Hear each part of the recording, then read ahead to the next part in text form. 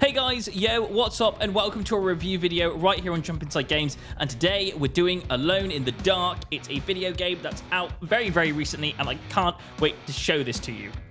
Now, how we do our review videos, basically we record only the first 2 hours to give you a jump inside experience on what the first few moments of the game is going to be like to you. We also like to review our games based on what the game is about. So this game, accordingly, is about playing as Edward Carnby or Emily Hartwood and exploring the environment, fighting monsters, puzzle solving, and uncovering dark secrets of Derceto Manor.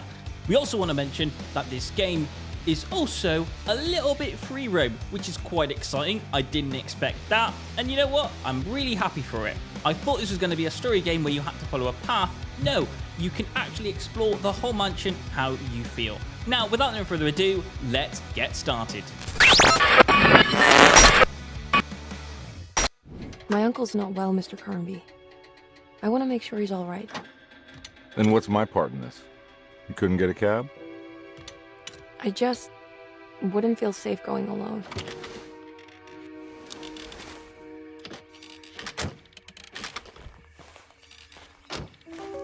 Did you bring a gun? Yeah. You think it'll actually come to that? No. But you might need to wave it around depending on how agreeable the staff will be. What exactly are we gonna do when we find Jeremy? I don't know. Let's just find him first.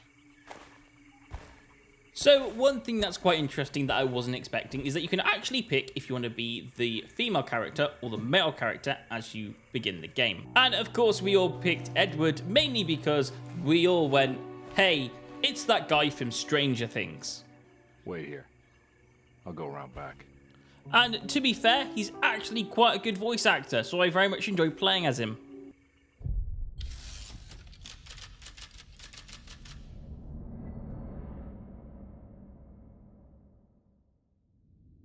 Okay, so let's talk a little bit about the free roam. When I say free roam, you're allowed to explore this entire manor to your own will. And in fact, what's even better is this game comes with a map.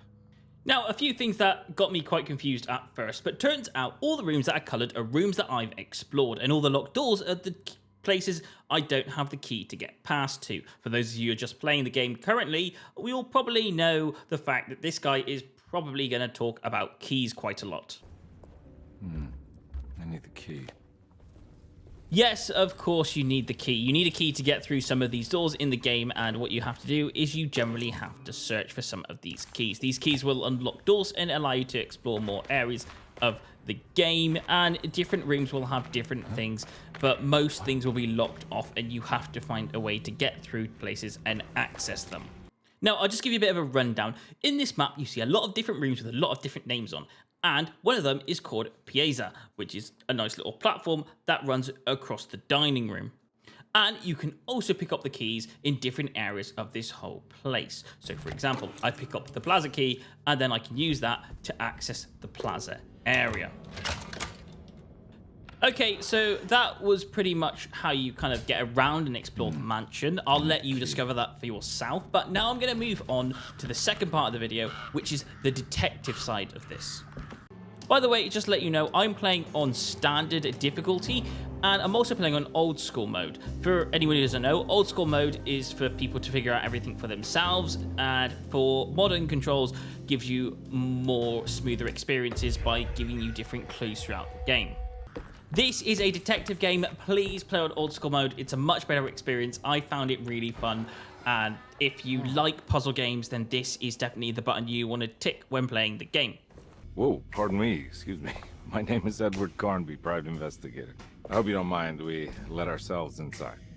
So as it's a detective game, throughout this game, you'll have to solve different puzzles to get past different things. And for my experience, I found this quite fun because I like puzzles. If you don't like puzzles, this is probably not the game for you. But if you like puzzles, this is a very good game. And I'll explain what some of these puzzles are. This one's a pretty simple puzzle. Basically, you have to mix match different things and to actually unlock this box for a clue. Now, I really enjoyed doing the puzzles on this game. They're really inventive, and I will show you one in a moment that I really did enjoy. But before I go into that, I just want to mention that this game has an element of horror in it, but not to the strongest point. This isn't a major horror game. In fact, what I will say is this is a detective game set in a horror environment. So, for example, I stepped into this room from a mansion, but when I walked back out of it, everything kind of changed and shifted around, and the people that I saw originally were not there. In fact, what happened is I was actually stuck in some monster battles, and they weren't really that scary or jump scary, but they were kind of difficult to kill.